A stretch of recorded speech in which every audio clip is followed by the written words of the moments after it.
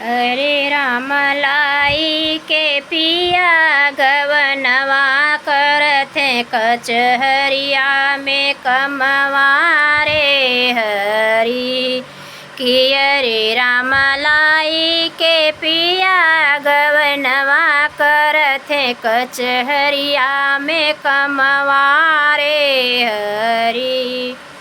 कोट कलम हम ही हो चोराई लगाइन के माई कनौआ रामा अरे रामा माई पुत में लगाई झगड़वा करथे कचहरिया में नौकरिया रे हरी कोट कलम हम ही हो चोराई लगाई इनके माई के नौआ रामा अरे रामा माई पुत में लगाई झगड़वा कराई कचहरिया में कमवारे हरी मन कर न कर कोट कलम हम लई के देई चोराई रामा हरे रामा इनके भाभी के नौआ देई हम बताई रे हरी कि अरे रामा लई के इनके भाभी के नौआ देई हम लगाई रे हरी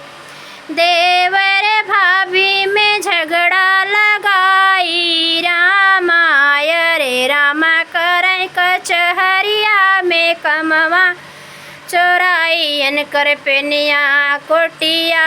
रे हरी कि अरे रामा लाई के हमरा गवनवा करई कचहरिया में कमवा रे हरी मन करे कोट कलम हम चोराई लगाई देई बहिनी कनमवा रामाला मन करे कोट कलम हम चोराई लगाई देई बहिनी कनमवा